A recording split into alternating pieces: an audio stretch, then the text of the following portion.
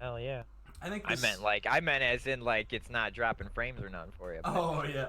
I'm No, not I had it. saying it's not No, good. I had it on my. I had it on NVENC on the Nvidia Uh, one because that's. I think last time I used regular OBS is when I had my old CPU. So because I used OBS Live for a while, but I'm going back to OBS just based on like the switch to Mixer makes more sense. But yeah. letting it run a little bit, and this new CPU I got literally so I could do this. But yeah, we're still at 60 frames, 1080p, and very low CPU usage. Haven't dropped a frame. So there we go. How we doing, Venus? I see you in the chat dropping that little Corey in a suit. That's literally me. I'm just kidding, but you said you started on like the Nintendo with like Mario and Donkey Kong, all that kind of stuff, right? Oh yeah. It was yeah, that was a long time ago. Yeah, a long time ago. So from there, where did you go from there? The old Nintendo, all those. From there, you know what? It was a little bit of PS2, a little bit of that, and then it went over to the Xbox 360, and that's kind of really where it got serious. World at War came out, and that was kind of like where myself and Iceman, he's actually my cousin. We've been playing competitive together since World at War, and we're still playing Siege together now. And he's insane. But yeah, that's where we really got started is when Call of Duty World at War, and we played Call of Duty for a real long time up until basically until the it switched over to PlayStation, and then that's when we made the switch over to Siege. Okay, I got you. I see precision in the chat too. I'm trying to think. I think like the first game that I played that got me into it was literally just like a Pac-Man thing that you plugged into the TV and then used the joystick to move around.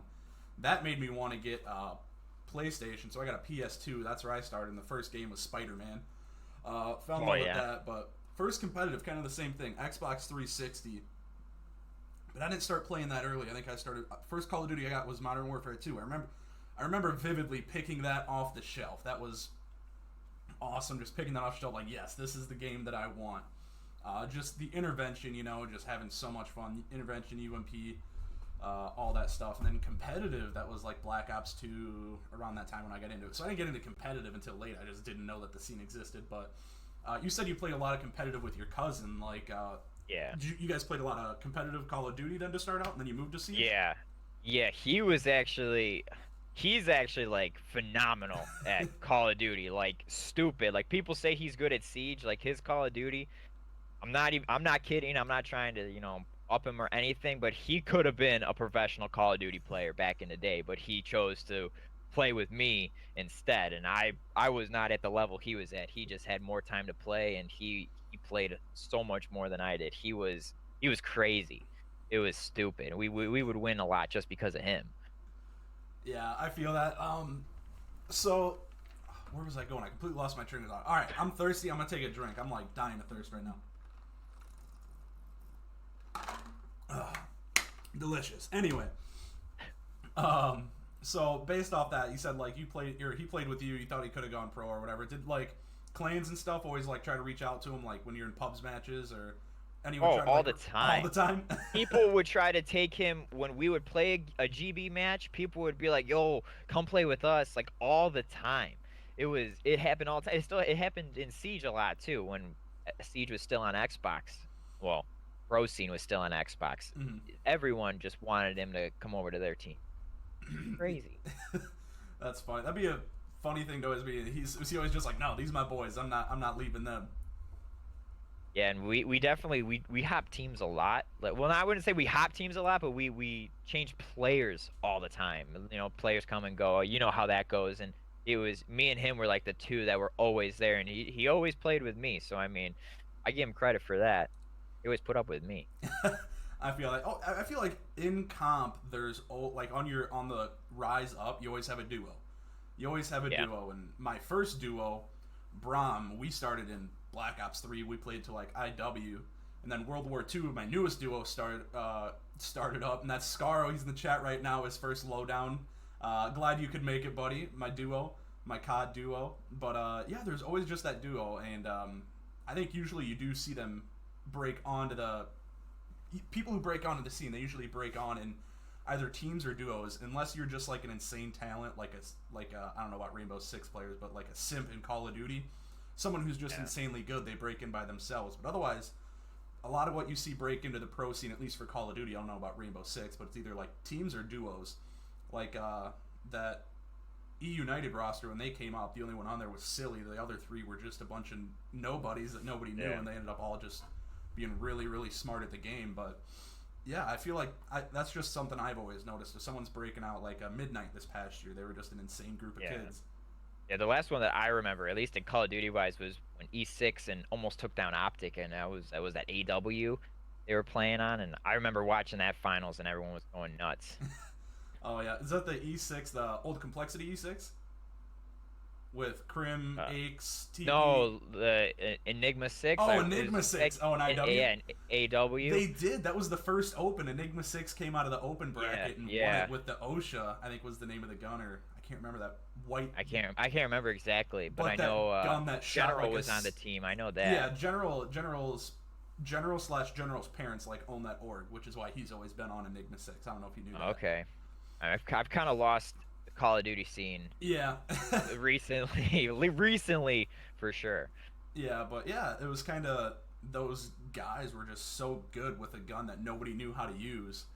All right, let's be real. That gun was insane in the beginning of IW. It had SMG fire rate, AR range, and like if you put a grip on it, there's no recoil. The gun was dumb. Turn my mic up. All right, give me 1 second. I was trying to mess with this before. More technical difficulties, man.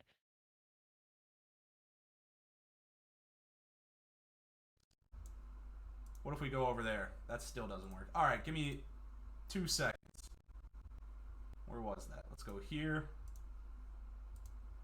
Advanced audio properties. We're gonna jump that like up to there. How's that? Is that better? I gotta pull that up. I can hear you. Yeah, I don't know why OBS is having a hard time with that. Is that better? Is that the same? Is there no change? I doubled the what do you call it? A decibel. I doubled the decibel bump. It looks a little bit better, at least from the thingy. Hallelujah, it's a raining man. I go to. Okay, it's better. That's the important thing. But what were we talking about? I think we were just talking about the OSHA and how busted it was. But yeah, that gun was insane because once E6 came into that the group play and they just used it. It was so funny because every other pro team just started trying to use it and nobody knew how to use it, and it was hilarious. We got Nomad in the chat, Eddie. But yeah, that gun was just insane. I don't know. That kind of makes me think now because in Call of Duty, like that you always got the gentlemen's agreements, the GAs. Do you guys have that in Rainbow Six as well? Or not really? Not really. I mean, everyone just kind of does what they're comfortable with. I mean, there are bans, like back Call of Duty, how they had their bans. We ban maps, so we ban certain operators. We get two attackers get banned, and then 2 defenders get banned. So, but I mean, everything's kind of used. There's not really anything that no one doesn't use. It's just kind of like there's things that I guess people would say are kind of noobish, or you don't really use it. You don't ever see a Tachanka in competitive play. You don't. Once in a while you see a Fuse, but yeah, I could definitely see those two as just being cheese where you just kind of like don't use them. But I was talking with Dens last week and somehow we got on the subject of like GAs, and I was like, in like Mortal Kombat, do you guys have any sort of like gentleman's agreements not to use certain characters? And it like blew his mind. He's like, no, like I've never heard of that. He was like, when there's that broken character, every single person uses them until a patch comes out to make them not as good. And I'm like, that would be terrible. But yeah, I guess I don't think there really are many other communities besides Call of Duty that have just that gentleman's agreement concept to it. From everyone that I've talked to, it's just not there. Yeah, I don't actually know any other scene that I can think of personally that actually has any kind of gentleman's agreement. Yeah, I don't know. Some people think it's good for the game of Call of Duty. Some people think it's bad. I think to a certain extent it's good, but I think over the past couple of years it's gotten really terrible. Where like it used to just be there would be like a certain equipment that was banned, like claymores. Yeah, like don't get that stuff in there. Like just that kind of stuff. But now it's like all but like 6 guns get banned or gentleman agreements now. But let's see what the chat thinks. If you guys know about it at all, what do you guys think about gentlemen's agreements, all that? While we kind of continue, we'll kind of roll back to that. So you went to Xbox 360 and you said you started playing Rainbow Six there. Was there like a when you got the 360, was Rainbow Six already out and you started playing that, or was there kind of something in between? No, Rainbow Six wasn't until the Xbox One came out. Oh yeah, that's right. That came out. Yeah, Rainbow Six came out on the One. That was one of my first games, I would say, on Xbox One. It wasn't, but it was out there, and I played it. There was a lot of hype around this game coming out, and just watching all the videos, all the trailers. They were showing a bunch of previews, people playing the game early and stuff like that, and it just looked awesome. And then I ended up getting it. It came out a little bit after Christmas, and I ended up getting it around that time. And that's when I told my cousin, or Iceman, that's why I was like, yo, you got to get this game and you got to play with me. And sure enough, it just kind of snowballed from down there. We started playing. I was like, yo, we got to get into this competitive scene because there's going to be one, and I want us to dive into this. I'm telling him, I'm like, there's definitely going to be a competitive scene in this game, and there ended up being one. And like I said, we kind of got close. We were typically top 32 team. Once in a while, we'd break top 16 when Go 4s mattered a ton back in the day. And then just that top 8 was always the pro players, and we just couldn't break that top 8. We were close. We've definitely come close. We used to place scrims with the pro teams all the time. I mean, like even now, Laxine and Skies, who are on Reciprocity on PC, we used to play them in ranked all the time. Because we were always the high ranks. We were always the diamond rank, and we would play them all the time. And so, I mean, we were definitely always top tier players. Now everything's a little bit different now because people are plugging in mouse and keyboard into the game, and it's definitely makes it a lot harder. We all use controllers, and as much as people like to accuse Mr. Nomad in the chat over there that he's a mouse and keyboarder, that man is not. He is just absolutely filthy on the sticks. So I tell you what, that is getting accused of keyboarding and getting accused of being a hacker, like when when you hear someone die and that's what they say.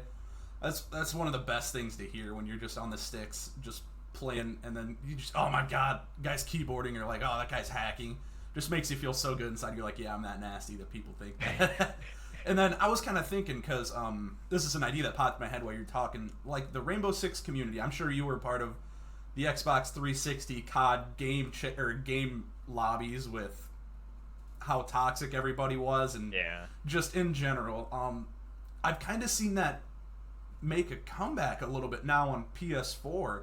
A lot more people are in game chat talking, because there was, once that next gen console came out, I feel like that just disappeared. I don't know if that was the same for you, but I feel like that was just gone.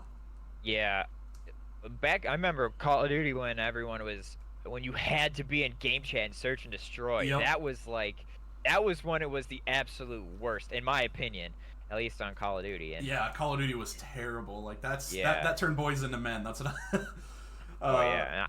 I mean, I can't even tell you how Siege is probably one of the most toxic games I have ever played. Yeah, I was kind of curious. It's terrible, dude. Like, people message you on your team.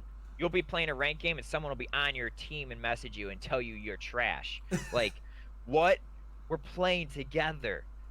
How are you going to come in and tell me I'm trash? Like, it's not even worth it to join these guys' parties when you go into a ranked game, and then everyone inviting you to a party, everyone wants to talk. It's like, man, I'm just getting in here just so you guys can yell at me. Like, what? Yeah, like that's what I was kind of curious. That was where my question was heading, was like, how toxic is the Rainbow Six community? Venus in here hyping them up. Not our fault. We have 2 teams that are just gods on the sticks. You love to see it. Venus also says MW3 was toxic. I didn't play much MW3. Like, I was good at that game. That's when I guess that was my first kind of like introduction, because I was like in a clan that had a team, but I hated the game. Like, I was so good at it, but I hated MW3. Jello, this reaction guy is really cool. What a hell of a guy. That's right, Jello. He's a great guy. Yeah, that's Mr. Jelly over there, huh? This man. And then League of Legends ranked is the most toxic. Have you played League of Legends at all? Yeah, I used to play League of Legends a little bit back. I was never that great at that game. I just enjoyed playing it. I always thought it was fun to play, but I never got deep hardcore into it and tried playing anything superb or ranked or anything like that. I Hmm. played a little bit of ranked, but now I couldn't go on there now, and I bet you everything's different now. All the patches that I've missed, it's probably been at least 2 years since I played that game. Yeah, I've been playing. Oh, what year did I first start that? I was probably like 26, early 2016 is when I like first downloaded it. I'm still not level 30. That tells you how much I play. But I dabble. I'll have Yeah. like weeks where I just like grind League of Legends, and then I just won't play for like 3 months. Yeah. That game will kill you though. You'll play that week, and by the end of it, you're like, I'm done with this game. I'm never touching it again. And Yeah. then I've Scaro's been just there. like, play some League of Legends. I'm like, all right, I'm down. Yeah, I've definitely been there. It would work if it'd be better if my PC was working a little bit better, but I got to get that fixed. Yeah, but kind of going into that. So Rainbow Six, toxic, just everyone bash. I mean, I've had times where if I'm in a ranked and someone goes like double negative in a hard point or something, I'll message them, be like, "Get out of ranked, play some pubs. Like this ain't for you, bud." Like I'll do that every once in a while. I've probably only sent like 5 or 6 total. Like it takes a lot for me to get that toxic, but. Yeah. Rainbow Six, like how common is it for that message to go out, whether it's your teammate or the enemy team? Oh, you're getting a message practically every ranked game you play, almost every single one. Really? Yeah, it don't matter. Someone will, it'll be whether someone's saying you're a trash diamond or someone's telling you that you're trash can at the game. You're terrible. Someone will even tell you that you're just using an overpowered character and they're pissed off at you. Yeah. There's always something that someone gets mad at. It, I feel like all the toxic COD players just went to Rainbow Six is what it sounds like. But Smurfs toxic confirmed. Venus said, "Who is better, Iceman or Kyle with fragging?" what do you mean? It's the same person. I don't know. I'm just reading the chat. Iceman or Nomad? She said. She meant. Oh man, Iceman or Nomad? It depends on who you catch on what day. Nomad, they got different styles that they use. Nomad, he can be a very aggressive player. This man, he knows how to lean spam, crouch spam. Whereas Iceman, he'll sit and he'll hold an angle the whole round if he knows somebody's there, and he'll just get 4 kids' heads off of that angle. He's just filthy. They both are filthy at the game. They both are just mad slayers. It's really hard to tell. It literally is just, it depends on the day. There's days where they're both dropping, you know, 15 kills in a game, and it's just like, okay, well, what am I supposed to do? I'm just gonna sit here and let you guys just go kill everything. Yeah. Definitely, it's definitely happened before. I said I'm happy if my scoreboard says 0-0-0, so I didn't, but we win. I got absolutely no problem with that. That just means that I'm sitting there and I'm calling out while these fools are just destroying everything that they see. Yeah, I feel that. So, what role do you play in Rainbow Six? I would say I'm definitely more of a support player. You know, I'm usually like on defense. I'm more of an anchor or a support. I'll be sitting in the sites. I play a lot of Bandit, a lot of Legion. So, I'll be a wall denial with Bandit. I stop the guys from hard breaching into sight as best as I can. And attacking, I'm a support player typically for Iceman. I'm typically a Jackal or a Twitch, so I help clear roam with the Jackal early in rounds, and then I help Iceman push in because he's usually entry fragging for us. So I mean, yeah, I'm just basically a hard support player. What I Okay, come down to. I got you're like the karma of the group. And Venus said, "Yeah, Nomad does some dumb ish, but it ends up working." Is that kind of true about Nomad? Uh, yeah, I wouldn't say it's really dumb because the man does know what he's doing. He is a very, very smart player. Sometimes he gets a little, I'll say he gets a little ballsy and goes for it, but he can afford to do it, especially when we're up man count and Yeah. he gets his shots. He doesn't miss very often. So I wouldn't say really anything he does is really dumb. More of a risk taking, but I guess you can say dumb if you want to. Is it what? So it's kind of the situations that he does where as he's doing it, you're just kind of like, what is this guy doing? And then if it works out, you're like, oh man, you're nasty. But then if it doesn't, it's what were you thinking? Kind of like that kind of thing. I mean, even at that, I don't even say that no more because he's just I trust him. I trust everybody on this team with everything that they do. I trust them that they make the right calls every single time. Like I said, most of the time I'm sitting in sight, so because this happens a lot on defense. Hmm. Usually we got two guys with each other at all times on offense. So, but yeah, I mean I trust everything. I don't really. I wouldn't say I really ever question anything he does. I got you. That's a big thing too, is just kind of having trust in your teammates to make the right decision and all that. Do you guys have like a shot caller on the team? Yeah, we Sleepy Cat is technically our IGL. We all, kind of pitch in our ideas of what we should be doing. But he does actually have the role of in-game leader. He kind of decides on what sites we should be going to. Excuse me, if any adjustments have to be made here or there. But we're all very smart players, and at least I think we're all very smart players, and we all kind of pitch in our 2 cents as to what we kind of think needs to be done. Gotcha. So, kind of going on that and everything, said you did some scrims tonight.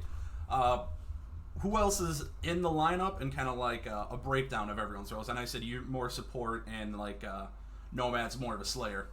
Yeah, excuse me. So we got Nomad, we got Iceman. Those are typically our two slayers. We also got Jello, who he's more like a flex slayer. He's definitely got some nutty gun skill as well when he wants to. Sleepy Cat, he is our IGL. He also is a flex support player, and then myself, that's the starting five. We also have Expert, we have Nova, and we have Ludi, who they are all very competent players as well. They just kind of have time constraints with work schedules, and then we also have Patriot, who's our player coach. So he does more of the coaching, but he is also listed as a sub if we ever need him. Gotcha. But he's typically, he's in there breaking down what we did, and he watches our scrims, and he sees what he watches our games and our film, and kind of tells us what we need to adjust on. And he's great. We love having him as a coach, and I don't think there's a better coach in Rainbow Six in my opinion, but man is crazy with the knowledge. That's always good to have. And one thing that's always important, I heard it from other competitive players as well, is being able to be honest with people and them not taking it as just straight criticism, them taking it the right way, taking it as constructive criticism and not like being toxic in a way.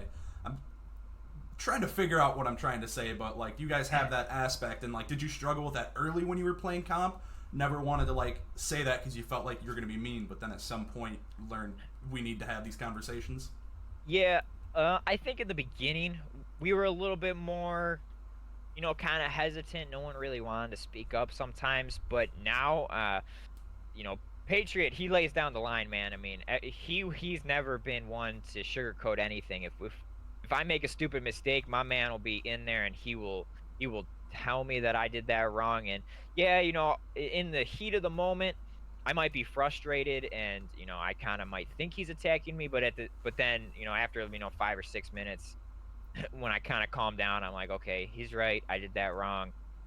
We move on from there. And the guys, we all pretty much tell each other.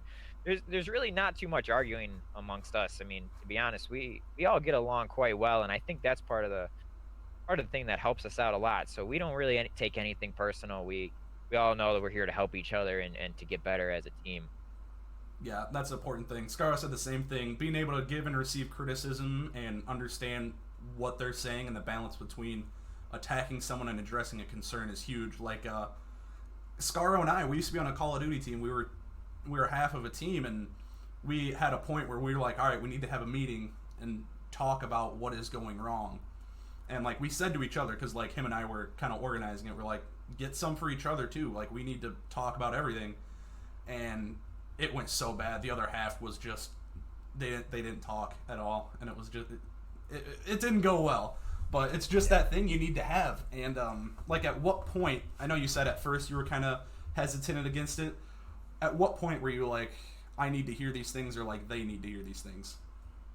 Um, with this team that we have now, I'm pretty. It's pretty much when Patriot came in and he just laid down the law for us. I would say is probably when it happened the most, he, like I said, he would definitely be the one that's in there, and he would just, I don't want to say he'd yell. Once in a while, He'd be stern. his temper, yeah, once in a while his temper would kind of, get there, and he'd get a little irritated, and it kind of seemed like he was yelling. Excuse me, but he's really not. And it's just because he wants us to get better, and he's got a lot of passion, and I think that's really where we definitely all realize, like, hey, we can tell each other what we're doing wrong, and we can all take the criticism, because I mean, at the end of the day, we're all just gonna sit in here and we're gonna be laughing in the party chat later on, and, Right. and joking around anyways. And I feel like I just kind of had this thought. I never really thought of it before, actually. I feel like having a coach to say these things is an entire different variable than someone on the team saying things. Because if it's someone on the team, I feel like you have that subconscious. If someone on the team is saying it before anyone else, you kind of have that subconscious thought where you're like, oh, he just thinks he's better, things like that. But I feel like if you have a coach who's kind of impartial, he doesn't care about any four of you more than the rest of them, that person being the first person to say these things and bringing it to the attention, I think that would just make me personally more comfortable to talk about it with everyone else as well, having that coach talking about it with us. Yeah, I agree with that. I definitely think that there's no bias, especially when Right. he's looking from the outside in. And it's great too, because he's got a different view on things. I mean, what I see might be different from, what he sees watching from a different angle. I mean, that tends to happen a lot. I mean, it's different when you're actually in that moment. You may think you're doing something correct, but then in actuality, in the big picture, it might have been a little goofy, or a little messed up. Right. And I feel like that can happen a lot, just in like the heat of the Oh moment. yeah. You think you're going to make this great play, Oh doesn't yeah. end up happening, and then everyone is just, or your coach is just like, this is not the right play. And you just got to learn from it. That's like a big thing. And playing Rainbow Six, have you guys had any tournaments recently? Like, what's been going on with the team as a whole? So not any short-term tournaments, or we've been in this collective tournament for quite a few couple weeks now. It's Mm-hmm. basically just been like a real long tournament that's been going on. We play one match a week, and we're in. I believe we lost last week, which was the winners finals. Unfortunately, there was some things that we kind of messed up on. So we were in the winners finals. But then we lost that one. Now we're in the losers bracket, so we have to battle our way back up to the actual final. So we're actually at the top spot. We'll be in the losers finals against whoever, the Fought next their team way that through. makes it all the way. Yeah, whoever fights their way up to us. And then if we win that, then we got to face the winners. It's basically, the same as COD. Yeah. And you get that, you're in that losers bracket. So we're going to have to go and win basically two series against the team that we just lost to, which we have definitely done a lot more preparation since then. We've been working, figured out, kind of some things we did wrong, and we're getting ready for that. Otherwise, we got two other leagues going at the moment. We have MMG, and we have Infamous League, which we are currently qualifying for. Us and the Academy team we're both qualifying for that at the moment. We're currently 2-0 qualifiers, and MMG, I want to say we're sitting at 6-0 or 7-0, coming out of the bye week here. That's nice. I've been seeing. I always see that you guys are winning and all that on Twitter. I need to get out to see more of those matches. I catch one every once in a while, but I need to get out to more. But oh, knock my trash can over. But you said you play on Xbox, but the pro scene is on PC. How big is the scene still on Xbox? I guess is what I'm trying to ask. Um, the Xbox scene, it's actually growing again. There's a bunch of leagues that are popping up here left and right, and everyone wants there to be a pro scene back on Xbox, because back in the day, when there was a pro scene on PC and on Xbox, there was actually more people that participated in the tournaments to become a pro on Xbox than there were on PC. Oh, really? Yeah, there were actually like a lot more. There was a lot more people trying, on Xbox in the Go Fours. There were more teams signing up, and that was, kind of the bread and butter back then on how you became a pro. And now they switched it over to PC because more people said they like watching crisp shots because it's I personally think it's a little bit easier to aim with a mouse than it is to with a controller, and people didn't like seeing shaky shots with the controller. And then they wanted to just increase the prize pool, so they switched it over to one platform, and they ended up picking PC for that. Gotcha. I mean, I get it, but also Rainbow Six, I played a little bit like we talked about before. That game feels really good on Xbox. Like, there's not many games that feel good on PC and on console, but I haven't played it on PC at all, but that game feels good on console. Yeah, I mean, it is a great game on PC. I mean, you can just you can get more frames and everything like that. But I don't know. I personally think it takes a little bit more actual skill to have a good shot with a controller than it does, with a mouse and key. I could be completely biased because I play with a controller, but I mean, there's a reason everyone uses mouse and keyboard on the Xbox right now. Yeah, I mean, me personally, I couldn't hit a building on PC. Like, I am so bad. I twist my wrist when I'm playing on PC, and I think that's a big no-no with shooter games on PC. But that's a habit I'm gonna have to break at some point because I got this beauty here. I'm gonna need to start using her a little bit more. Play some more PC games. But yeah, like from the sounds of it, the Xbox scene was really good, and kind of the same thing with, well, obviously Halo, because Halo's Xbox exclusive. Same with Gears. Yeah. Like those games, they have a great. I feel like the Xbox community as a whole just embraces the pro scene, kind of no matter what game it is, because it's on Xbox. Whereas I don't think you see that as much on PS4 or on PC. Them embracing it just because it's there. Not just because it's there, because it's on their platform. Whereas Xbox, I feel like that's a huge thing. There's a lot of push from the community, the Xbox community, because it's on their console. Yeah, I mean, I completely agree with that. I mean, it's even like most of like the pros now, they all came from Xbox. A Right. lot of them did. There's a lot of pros that came from Xbox, and I just truly believe because they had more. I don't know if I want to use the word passion, but I think they wanted it more. The guys that were on Xbox, and I think that's kind of tying into what you said is the community comes together a little bit more, and they push for it more. And I think it's just those that had a little bit more dedication, those are the ones that switched over. Mm-hmm.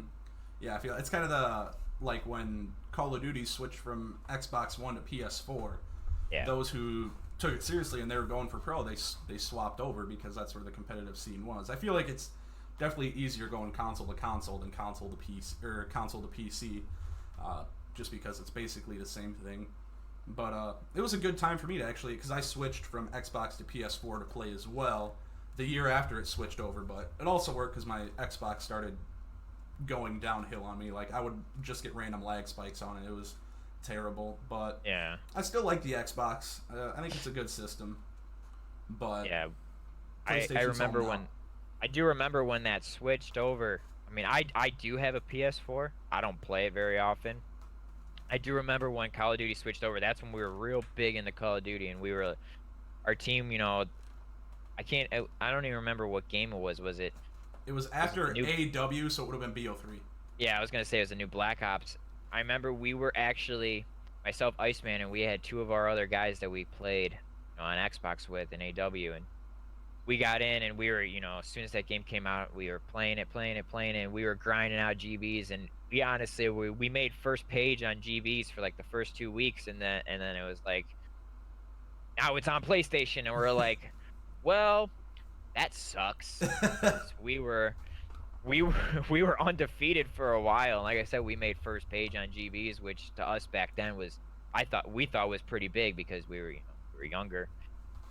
We couldn't really afford PlayStations, and that's when we just Right. stuck to Xbox and stuck with Siege and that. Now it's kind of like, well, we've tried to dabble back into COD a little bit here and there, but it's like we kind of feel like we're a little outdated, I guess you could say now. We left for a little bit, so it would take us a little bit to get back into it. But I mean, Siege is definitely where we resign now. That's definitely our game. We play that on the daily, so Oh yeah, that's always good. And between Call of Duty and like Rainbow Six, making that kind of transition What was it like with the different mechanics in the game? Do you feel like Call of Duty made it easier to be good at Rainbow Six? Was there different mechanics you felt like you were starting from square one on? I don't think it. I don't want to say it made it easier. I think being able to shoot, it was a little bit easier, kind of going, in that aspect. But I mean, with like Siege, the movements are definitely slower. You're not jetting around the map like we were in AW and Mm-hmm. Black Ops and all that. So the movements are slower, and in Siege you can lean, so that just kind of puts in a whole new aspect. Leaning around walls, looking, trying to get better angles than the other person. It's, I mean, I guess you can kind of say COD kind of helped it because Siege is basically like at all times search and destroy. Mm-hmm. You either get the plant down, disarm the bomb, or you kill all the enemies. So I guess kind of in that aspect, gun skill, like I said, and then I get in smarts, just kind of knowing, being able to predict, definitely helps. But it definitely a little bit more of a kind of got to back up, and you kind of got to look at a little bit of a bigger picture, because we can break walls, we can break the floor, Mm-hmm. we can rappel on buildings and all this and that, and it's kind of you gotta back up, take a bigger look at what's going on around you. You can't just kind of run in and shoot at the first thing you see. I mean, that may just not work for you guys that well. Kind Yeah. of got to pick your battles a little bit. Yeah, and Siege, I don't think that will like ever really work. I always kind of saw Siege from like when I played it is kind of like a perfect Call of Duty search and destroy is how I always kind of how it felt to me at least, just because it took the aspect of search and destroy but made it better. Like the things that I liked better about it was, yeah, there's two bombs, but there's multiple places they could be. You got to go scout them first, and they can destroy your cameras. And breaking defenses is hard because the offense gets to set up actual defenses, whereas in search and destroy in Call of Duty, it's just not quite that way. It's basically who gets to the positions faster and who wins the gunfights. Whereas Rainbow Six, there's so much more to it. Like you can just completely outstrat someone in a round in Rainbow Six, and it just looks like a complete whopping. Whereas, yeah, you can have that in Call of Duty if your shot's just on, but a lot of that doesn't have to do with all the details that Rainbow Six has. Like you said, breaking through walls. You can set up impenetrable walls. You can set up I think it's called the person who sets the window up in it. Is it the black window or what's it called? It's well, Black Mirror, yeah. Black Mirror. It's Mirror. Yeah. Black Mirror, yeah. Yeah, there's just all those other factors to it that I just absolutely loved about Rainbow Six. If I had an Xbox, I'd probably still play a bunch of Rainbow Six. I might have to get it for my PC at some point. But I'll just be terrible and then rage quit at it because I'm terrible at shooters on PC. But coming from Call of Duty, all the ones that you played, what's your favorite Call of Duty? My favorite Call of Duty. Ooh. I played a lot of Black Ops 2, but I mean, I think my favorite's probably honestly gonna have to be World at War, just because that's where like I really started, Mm-hmm. and I think it's kind of got like it's kind of got a spot in my heart, I guess you could say that. That's kind of where I see that I started. It's kind of where my competitive career. I mean, I played a ton of World at War. We, grinding out zombies back in the day. I kind of think that's where it's got to be. But I mean, I definitely did like a lot of Black Ops 2. COD 4 was a good game. I didn't play that much of that, but I enjoyed COD 4. But yeah, probably gonna have to go World at War. I'm just trying to think, because you're talking older stuff. That just reminds me of all the crazy times I had. And I think all-time favorite, just for the amount of fun I had, has to be probably Black Ops 1. There was Yeah. so much you could do in multiplayer to have fun. Like, we messed around a lot. Like, our thing, I was probably 14 at the time. I was just that immature little guy who was... We had a group of like 6 of us. There was probably like 8 of us in total, but whenever there were 6 of us on, we would just go mess with people. Like in Black Ops 2, I think the map was Cargo. It's the one where it's got the circle and the cargo's moving around in the middle, Yeah. whatever. Yeah. I That know what building, you're talking there's that little closet. about. Yeah. We had a specific set that we ran there. We ran like 3 riot shields with C4 and claymores, and 2 people had rocket launchers behind us, and 1 person had an LMG. And we just put I think we had 4 shields because we put 3 people up, and we'd have a backup shield behind him. So just in case someone happened to kill one of those guys. We had a guy who just came up and filled the hole, and we got so much heat. Like, that's when we got so much hate for that. It was so bad, but my God, did we have fun. And the zombies, no better zombies than Black Ops 1 in my opinion. Like, that was the pinnacle. Like, it built off what World of War was, but not like too far to the point where zombies is today. And the amount of zombies time we put in was just insane as well. Just probably have like 17 total days just on Kino alone. Like, so much zombies played. But yeah, a great time. Black Ops 2 was also a good one for me. That was when I met the guy who kind of introduced me into competitive, and we'd have times where we would go into domination or whatever, and we got a Nuketown domination. We'd just run MSMCs, just get 2 flags, and we would just spawn trap, and we'd each drop like 60 kills, go like 60 and 8, and just have a blast, because that map is, as long as you don't have someone sprinting into their spawn, you can just spawn trap for 100 points and then spawn trap the other side for 100 points. Yeah, that was I always hated when I got caught in it. Sorry, probably me one of those times. Just it probably might have happened. You might. It might be. Play a lot of COD. Yeah. I wouldn't be surprised if we crossed paths once or twice back in the day. 100% had to have. Scaro says he had 34 days on multiplayer alone in Blops 2, and that doesn't count private match time played. Oh my. I just remember Black Ops 2's ranked play or league play or whatever it was, hands down the best in-game league play system a COD has ever had. Oh yeah, it was I agree with that. Perfect. It was just so good. I don't know. It was just such a good time reminiscing all those old games. Did you play any of the Modern Warfare beta? No, I have not. I have not touched that one.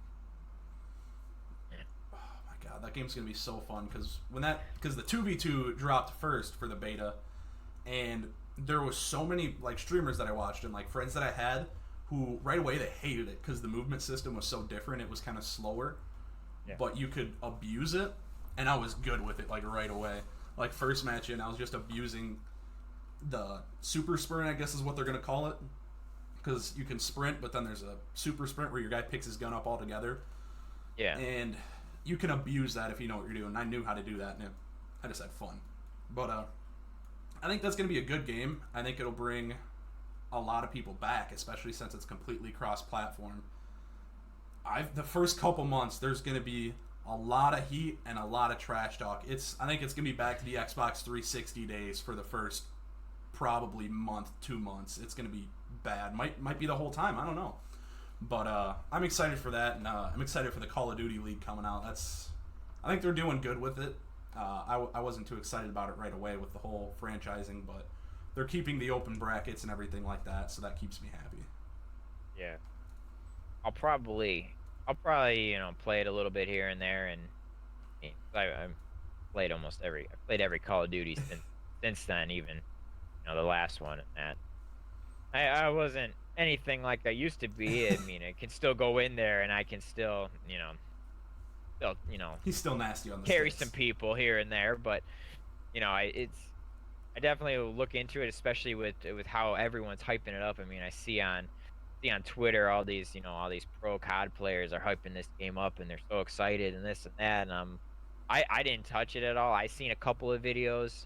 I watched one stream where I think Scumpy and Formal were 2v2ing with a couple of celebrities, and it did look like a lot of fun. So yeah, the game looks fun. Yeah. And did you play World War II at all? The first one back from Boots on Ground? Yeah, I did. I played that a little bit. We played that actually quite a bit when it first came out, and then we kind of went back over to Siege. Mm-hmm. That seems to be our kind of thing. We'll be playing a game for like a good 2 weeks, and we always end up right back on Rainbow. But yeah, we definitely hit that game hard when that one first came out. You remember that? I think the beta for that game was better than the actual game ever was. I don't know if you played the beta for it, but the beta I did not know. The beta was so clean. The beta felt so good. Yeah. But I don't know. The game always just felt kind of inconsistent. But that's how it goes. There's always that tuning that nobody wanted to have happen. Yeah, I think that was the first COD that I actually played on my PS4. Yeah. Now I can't even get the stupid thing to turn on, but whatever. Yeah, I'm excited for COD. We got that. That's a week from tomorrow that drops. I'm so hyped for that. That Friday, I get home from work as soon as possible. I'm probably gonna stream for like 36 hours. Like it's gonna be nasty. Like if I stream less than 12 hours when I get home from work, I'm gonna be disappointed. It's gonna be bad for my health, but it's gonna be so much fun. You're And taking. I'm way too tired after work to do stuff like that. Oh, I'm always just beat after work. I'm so tired. Scarro says he's taking the day off. That's probably the smartest smartest thing you can do, my man, if you're looking to grind it. That is the smartest thing you can do. I'm excited for it. I'm excited for the cross-platform. Trying to find a next point because I had something. But we've been talking about COD for a while, but I want to talk more about like Rainbow Six. Down. With the cross platform, I do have a question about COD. How Yeah. is the cross platform? How does that actually work? Are PC players going to be competed against Xbox and PlayStation players, or is it strictly going to be console on console? Or From I mean, what I understand, it's based off input. So if you put a keyboard and mouse into an Xbox, you'll get put with people who are playing keyboard and mouse. That's one thing I know. But even if they're on PC? even if they're on PC, yeah. Okay. I believe it's the first thing it does. The first thing it's going to do is match you with input type, but then Scarro says it matches PC to PC, Xbox to Xbox, unless you have a mixed party.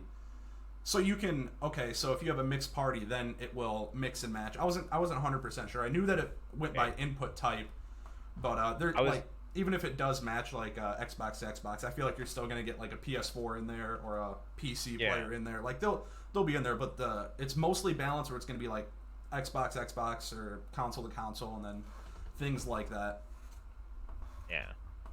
Because I was just kind of wondering because if okay, I'm assuming that PC players have an advantage still on COD as they do on Siege. I would assume, but Yeah. I didn't know how that would be handled, I guess you could say. To an extent, because sensitivity this year on Call of Duty,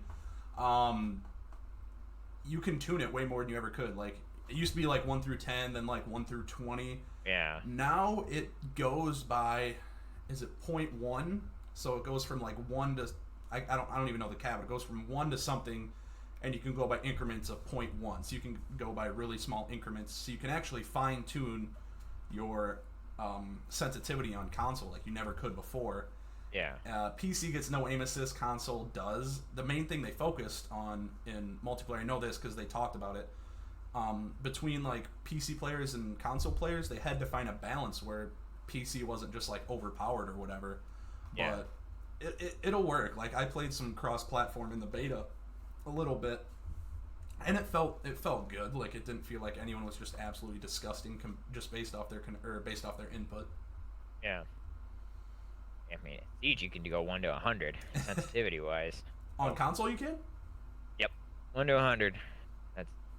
And no aim assist at all on Siege. The only time you can use aim assist is when you're playing a terrorist hunt. So Okay. computer. I feel like that's part of the problem with some people and why they think PC is a little bit easier because there's no aim assist whatsoever when you're doing PvP. Yeah. I don't know.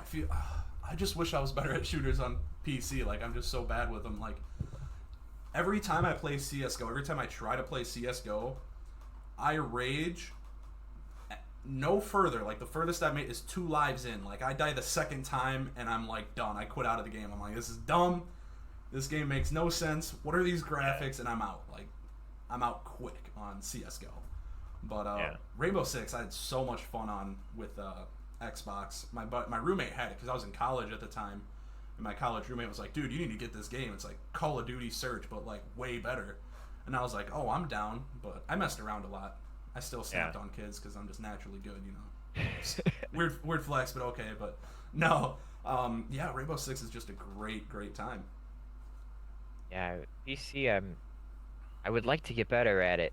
I can actually play a little bit more Siege on PC because some of the guys on the team they like to play, and the only real shooter game that I played on PC was CS:GO, and in my opinion, I mean, not really as much aiming in CS:GO as there is. I mean, there's a lot of hip firing that goes on in Yeah, CS:GO. so much hip firing in Yeah. CS:GO. The only other, I mean, the only other games that I used to play, League of Legends quite a bit, World of Warcraft, games like that. So it's not, I don't really have ever really any shooter experience on PC. Yeah, my closest shooter experience on PC is shooting a bow at a zombie in Minecraft. Like that's the closest I get to shooter experience on PC. Yeah. Other than CS:GO, I think that's really the only thing I really ever had too. Right on. Good old Minecraft. That'll never get old. You play much You Minecraft or not really? I used to. I used to play a lot of Minecraft. I haven't touched it in quite a while. I see it's still very popular though.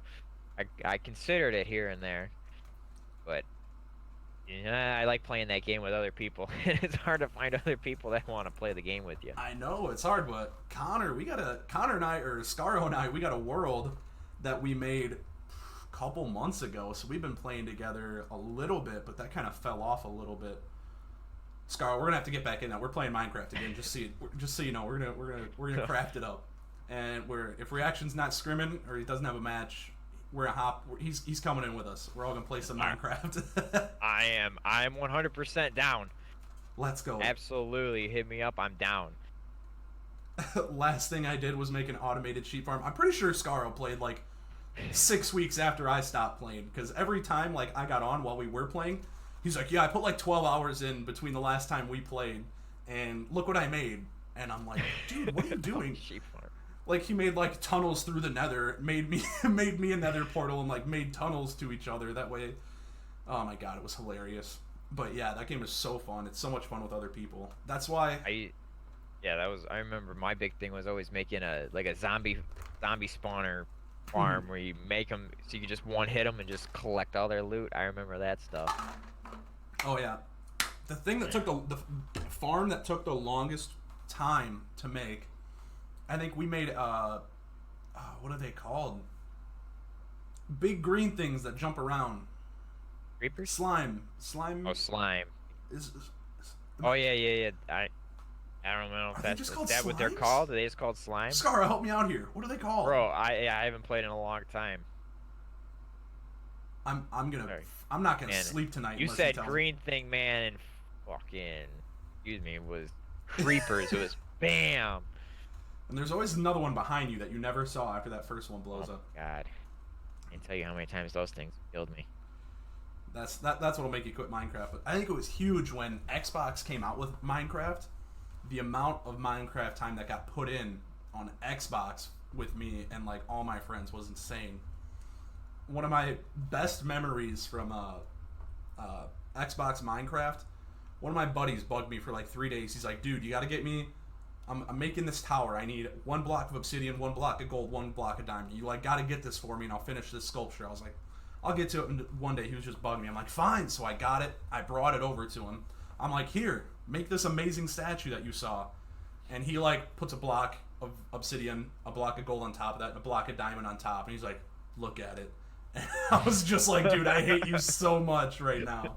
He called it the Tower of Pimps, and I was so upset because I'm just like, "All right, I'm out of here, man." But he was one of the funniest people I've ever met. His thing, I stole it. I start doing it now because it's so funny. If you ever ask him a question that isn't a yes or no question, or like you take like 45 seconds to a minute asking him a real serious question, he just goes, yes. And like, God, it's just so irritating, but it's so funny. But yeah, good old Chris with a K. If you're out there, man, I love you. So much fun. A lot of great times. But did you ever play Minecraft on the Xbox or no? That's where I played majority of my Majority? Minecraft, actually. Oh yeah. Yeah, So I fun. had, a little bit PC here and there, but when it came to Xbox, man, I definitely grinded it out when it came on Xbox. I feel like they made a lot of money on Xbox Minecraft. I would not put it against. They had to have. Oh yeah. I'm kind of talking about the cartoony type games. Opinions on Fortnite? Did you ever play it? I did quite a bit in the first. Was it the was either first and second season or second and third. Oh, like early for it. Early, and then they started making all those changes, and I felt like it was almost like it was too much for me, you know, like Hmm. Once when they building got big, added like what's that? once building got bigger. Not even once building got big, because building like back when I was playing, if you could build, you would win. Now that everybody can build, now you gotta be a little bit more creative. But it was like when they added like they added like another sniper, where this before, we know in the beginning they only had like the one sniper, and it was hard to find, so it wasn't like everyone was around the map just sniping. That was when I was playing, and that's when I thought it was fun. Then when they added all these different weapons, and they changed the map around, and Dusty Depot got exploded, I was like, okay, well, I feel like they're putting a heck of a lot into this game, and to be honest, I can't see how people spent hundreds and hundreds of dollars for all these skins for a free game, and it kind of bothers me. I'm not gonna lie. It's like, okay, I can see, you buy one or two here and there, but I know some people, man, that have put a couple $100 into this game, and I'm thinking to myself, man, I've played Siege for 3 years, right? And they have season passes, and I don't think I've put more than 150 bucks into this game, including the game itself. And then there's these people who have this free game. They're just dropping their bank account into it, and I can't see it. I think a big thing is it is free, so then you don't feel bad about putting money into it or feel as Yeah, bad since you didn't pay for the game. I think that's a big thing. That's like they kind but of broke that mold of like charging for a game and getting your money yeah, that way. I think they broke that mold because I think you do have that mentality when you're playing that free game. Like, oh, I didn't even buy this game; it was free. Yeah, I'll spend $20 on a skin. What's it matter? It's still a third of what a regular game costs. yeah. But then you do that But like 20 then, times. yeah, then it's like, okay, well, there's all my money plus more. Yeah. It's like the same with I don't know if you ever play on like on your phone or anything, games on your phone, but I played a lot of Clash Royale for a long time. And I tell you what, I spent $1 on that game. In the 2 or 3 years I played that game, I spent $1. And I was like, okay, I played this game for 2 years. You can have $1 of my hard-earned cash. Yeah, I never spent money on Clash of Clans. Yeah, no, okay, I spent a lot of money on Clash of Clans. But yeah, I put some money into Clash of Clans. Mostly was getting gems so I could get that fourth builder. Yeah. But It wasn't even. I didn't even use it for Clash of Clans. I never put anything to that. Mine was all, that was all Clash Royale. I played a lot of Clash Royale. Clash Royale. I played a Yeah. little bit. I got into that like a month ago, hard, but then I fell off Yeah. again. Uh, Scaro, his 4 years of League of Legends, he's probably dropped $1,000 into League of Legends. That's a lot of riot points, man. Wow.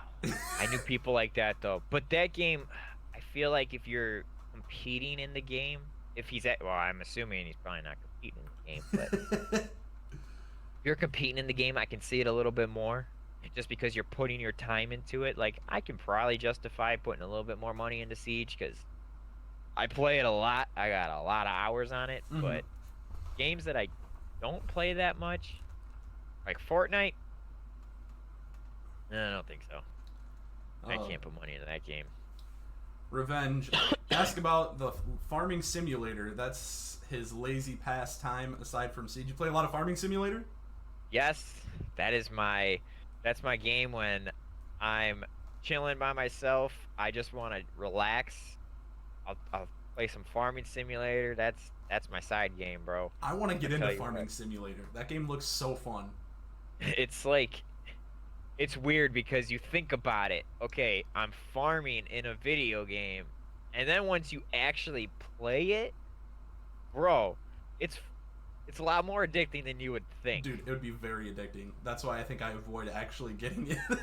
Like I'll be playing it and I won't even realize that 2 hours had just passed. Like literally the time just flies when I'm Mhm. playing that game. Yeah. I don't understand it. apparently, League of Legends, if you hit pro status and you're on a pro team, your pro account just automatically gets all the skins unlocked. So you get every skin for being a pro. That's pretty sweet. Interesting. Yeah, I didn't know that. That's an interesting fact. My man's just got a lot of inside knowledge over there. Dude, Scaro is big brain time for like anything esports. He's big brain for anything esports. Jeez. But for Rainbow Six, since they have like pro teams and things like that, do they have pro skins at all? They do. Do Yeah, they? like Okay. EG has skins. I'm not sure Reciprocity does. But yeah, the big name, FaZe has got skins. The big name teams, obviously, they all have their own skins. They even have a special, like they call Pro League skins that come out after each of the majors. Special skin that you can buy, and they also have like elite skins. Each operator is getting an elite skin. Only a couple have them right now, but yeah, there are team specific ones, and teams actually give them away a lot. On Twitter they do a lot of giveaways for their team skin on the on guns and whatever. Yeah, I think like there's the amount of flack, just kind of talking on the team skins and everything like that. The amount of flack that the Call of Duty scene gets because whenever they release a team skin, it's like 2 weeks before champs, and that's if they drop one. And it's like, do you realize how much money you could have made selling these the whole year? And this last year, they never even made them. And I think apparently it's because a lot of the orgs and all that, they argue over how much money they should get off a skin and things like that. Yeah. That they don't think it's worth it. But this next year, I don't think they can get around it. You have a franchised league. You need these skins out probably towards the very beginning of the season. I don't think there's a way around that, in my opinion. If you have a franchise league, you kind of have to. Like Overwatch, those skins that they have for those franchised teams, they're there. So many people buy them because they want to rep their favorite team. Yeah. Yeah, I mean, I see a lot of the team skins, and not every weapon gets every team skin. I don't actually remember how they pick it. I think it's got to do with the operators that were played by that team. Because I know like Twitch on the F2, you can get the Penta's team skin, and certain operators you can get you can actually get certain uniforms that'll have that'll have their team logos on it. I'm not really big into customizing my gun. I use my in-game credits for that kind of stuff, but usually you got to buy that stuff with real money. Yeah, most of the time. I figure, I mean, if I can earn credits in the game and I can buy, skins like that, I might as well. Yeah, and Scaro said, I don't play Overwatch, but he dropped cash in order to sport the green wall in Overwatch for a skin. Rest in peace, green wall. Rest in peace, Optic. It's sad. Yeah, that's who I always grew up watching, and I live in Chicago, we knew where the houses were because we live real close to where the Optic houses were, so it was kind of like you guys they ever were go like over? right there. What's that? Did you ever go over there? No, I wasn't gonna.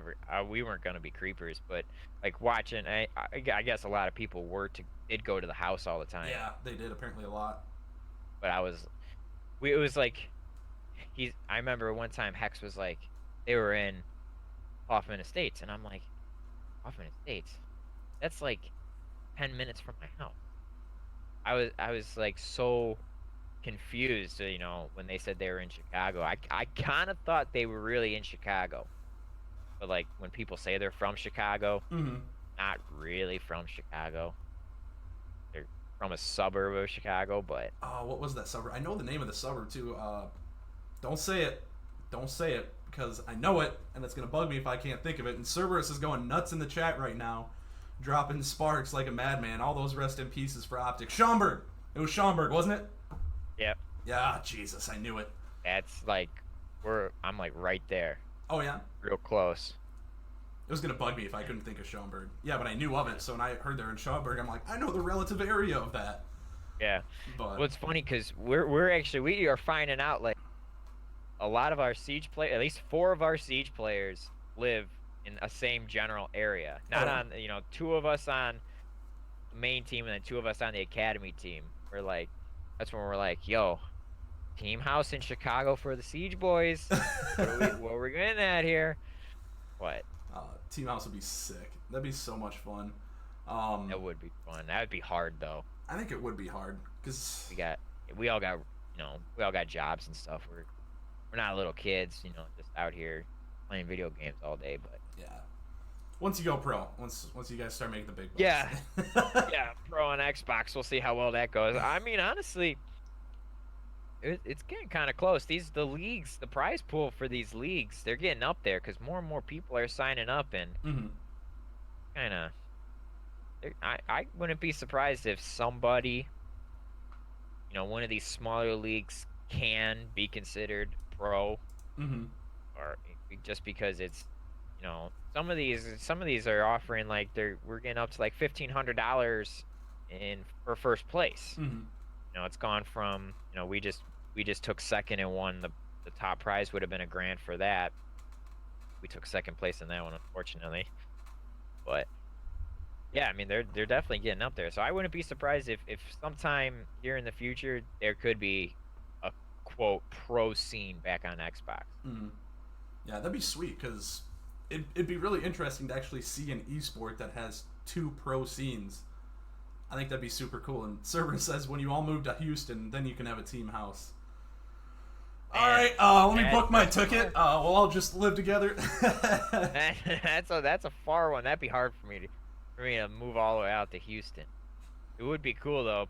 All the pro teams that live out there. A lot of pro teams in Houston and Dallas and all that. I'm a Cowboys fan, so being in Dallas or being not in Dallas, being in Texas would be sweet. You're a Cowboys fan too? Let's go. Not me. Bears fan. I will say Dak Prescott is doing pretty good for my fantasy team this year, though. People are bashing him. They're saying he's playing terrible, but Dak is doing real good. Dak is doing very well. You live in H-Town and you're a Dallas fan? That's hard.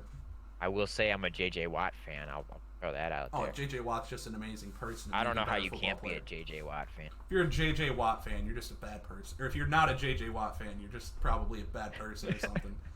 No, I'm kidding. But J.J. Watt, what a great guy. He's a great guy. I like how we've moved this conversation from games to football. That's what I'm telling you, man. This isn't scripted. We just flow with the conversation. Whatever just kind of comes out, we're going with. Yeah, if you're not a JJ fan, you aren't a football fan. Same. I agree with that. So I'm trying to think of like how to phrase this question because it's about football. It's kind of about like the NFC North. Brett Favre. Just Brett Favre. What are your thoughts on Brett Favre? Brett Favre. I can't say nothing about it. The guy was a great quarterback, but I mean, being a Bears fan, that's a touchy subject. I heard Brett Favre's right arm was made of real tornadoes. Did you ever hear that? He would no, but I know he killed the Bears a lot. Brett Favre, if he lost both his arms and legs, he would still be the best torso in the NFL. Like that's all I gotta say. Well, now we got Tom Brady, greatest of all time. Oh, are we getting on the? No, we can't get into Tom Brady. I'll get heated.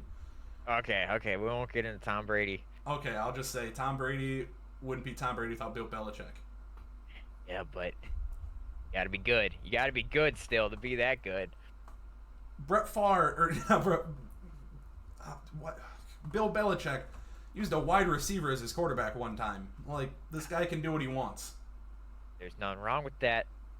Man's a genius. Brady is Brady, man. I think Brady. Here we go. We're getting into it. Servers brought it up.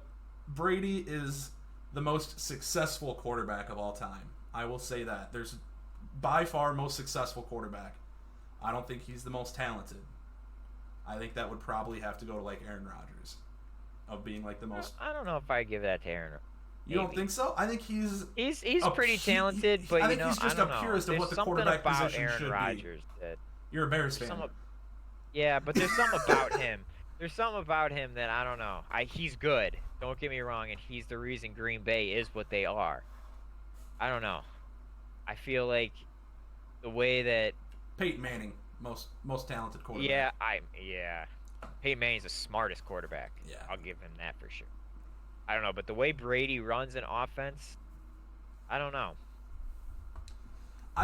What I mean by talent is I think Aaron Rodgers is just a purist of what the quarterback position should be. He can make any throw, and he's just mobile enough to do what needs to be done. He's not like a hardcore, he doesn't run around a terrible amount. He just has enough mobility to do what needs to be done. I think he's just a purist of what the quarterback position should be. That's just my opinion. Peyton Manning, he I, ran an offense better than anyone ever.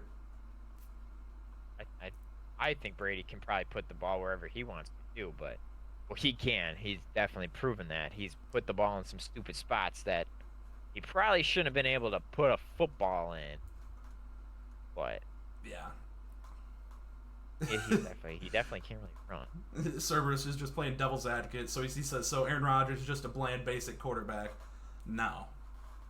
But, we're getting onto football. What do you think the likes of your Patrick Mahomes and your Russell Wilsons are going to change the way football's played for the next 10, 12 years?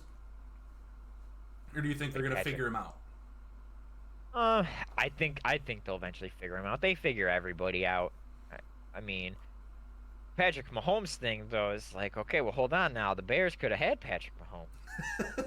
We traded up and we got the one-hit wonder Mitchell Trubisky over Patrick Mahomes, who was a quarterback that has showed his talent and we knew what he could do.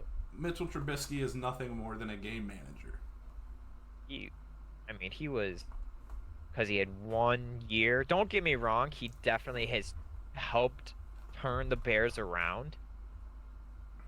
But I don't know. I feel like he's got a lot of work to do, and if they want him to be the quarterback that they want him to be, they better kick it into overdrive because he's definitely not where they probably want him to be. Yeah. If he continues to grow, that's fine, but I just don't think he's got a high enough ceiling to be a franchise quarterback. Yeah, I can agree with that. I can agree with that. He's got his moments, but yeah, but the consistency. Cerberus says if you look at the past, those QBs don't last. There's some exceptions like Russell Wilson, but if you look at how he played in college versus now, his style's changed to suit the NFL. Yeah, 100%. But I think a guy like Patrick Mahomes, do you guys think he's going to change it the way like Steph Curry changed the NBA? Steph Curry basically made centers in the NBA worthless because he could stretch the floor so much. Like, do you think, I don't know if Patrick Mahomes is going to, like, he hasn't as good of a year as last year. I think he's been figured out a little bit, but that dude's still just insane. He's just got so much talent and athleticism, and he can throw from any angle. I think he might change how it's looked at. Like, you have those generational talents like your Russell Wilsons and your Patrick Mahomes. Are they going to change how it is? I don't think like a RG3 or like a Johnny Manziel who ran a lot in college. Obviously, that's never going to be how the NFL quarterback position's played. You'll play that way for the first time you play each team, basically, if that, maybe your first 10 games. By then, they're going to figure out just keep them concealed and give them pressure. You can't make the throws. Like, that's all it is to those quarterbacks. But I don't know if he'll necessarily change anything. I just think he's a little bit of a different breed when it comes to athleticism at the quarterback position. mm-hmm. I think he'll get figured out after a while. These guys on defense, they're insane, and once they really kind of figure out exactly what he can do, I feel like they'll make the adjustments. I don't know. I don't really think he'll make that big of a change. You think it adds? Server says he thinks it adds a dynamic, but agree with you that it won't become mainstream. I could see that, but the thing that I think about Patrick Mahomes that way is he's not that quarterback who's just like really good at that one thing. He can do basically anything. The guy can throw 60 yards downfield running away from the guy off his back foot on a dime. Nobody else can do that. You might have one quarterback here and there that can make that throw luckily when it needs to, but he'll do that once every 3 weeks. Like, Yeah. the guy's crazy. If he avoids injury, that man is going to be an amazing quarterback. Like, it's going to be insane. Yeah. I mean, how long is he gonna be able to avoid injury though? Injury is bound to happen at some point. Yeah, It always is. it is. It's like most teams are able to protect their quarterback better. Yeah, it's just I feel bad for teams that just have like no O line. Like as a Cowboys fan, we got a good O line, but this last week we did not. We had like our two best linemen were out. Dak got demolished a lot. Let's not talk about the Bears O-line. Let's not talk about the Bears O line. They're better than they were, but they are struggling. They struggled last week, that's for sure. Yeah, it's tough when your O line struggles because then your offense as a whole just has to struggle. Yeah, no one really gives the O-line enough credit because those guys basically if they're not doing good, your offense ain't doing good. Because I mean, they're not blocking, you can't run the ball. If they're not protecting the quarterback, you can't throw the ball. And they're a little bit more important than most people like to give them credit for. Mm-hmm. Yeah, I think I listen to a Pat McAfee podcast a lot. I used to listen to that all the time. But he talked about, or he had an interview with Joe Thomas, the Browns lineman, who's like the best lineman his whole career. Yeah. And like he talked about, he's like, as a lineman, our entire body's basically shot by the age of 30 on average. If you're lucky, you get a couple years past that. He's like, I'm 32 and I basically have the knees of an 80-year-old and I've had surgery on them how many times. And that's just, those guys get beat up on a regular, like same as defensive linemen, but offensive linemen, they're getting pushed back a lot more. So I feel like that's just harder on the body, but those guys sacrifice so much. And Cerberus says the fact is, with the rules changing to protect the quarterbacks even more, there's almost no reason to pay a quarterback that takes risks, at least from a business standpoint.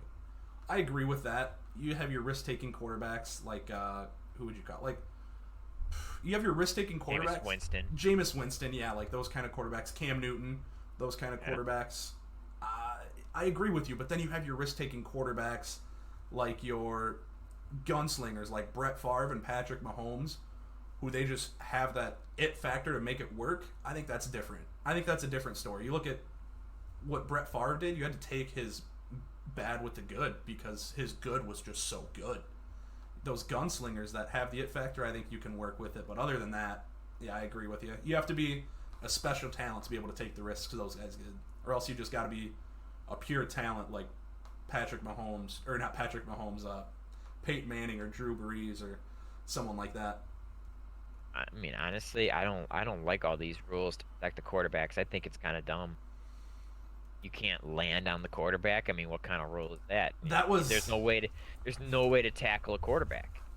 Was that the beginning of last year or was it 2 years ago when the roughing the passer was just utterly embarrassing? Like even last year, I think it was when it was at like an all-time low, and it was like every time you touched the quarterback, you got a flag called on you. It's like, okay, well, first off, how am I supposed to do my job as a defensive lineman when I can't tackle him? Second off, the quarterback signed up for this. Yeah. He knows he's wearing less pads than everybody else, and he knows he's going to be hit.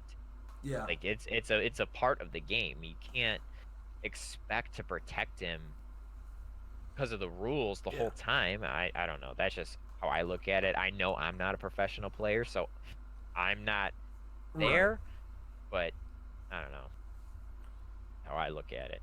Yeah, but I think right now, where it's at right now, I think the quarterback, like, roughing the passer is in a good spot where you can't, like, pick them up, drive them into the ground. You can't slam into their head.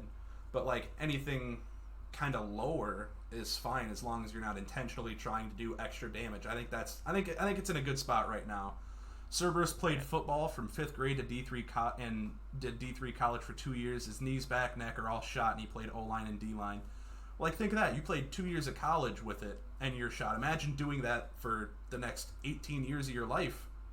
You'd basically be dead. They did the physics analysis and the collision in football, and the average collision in football compares to a car accident.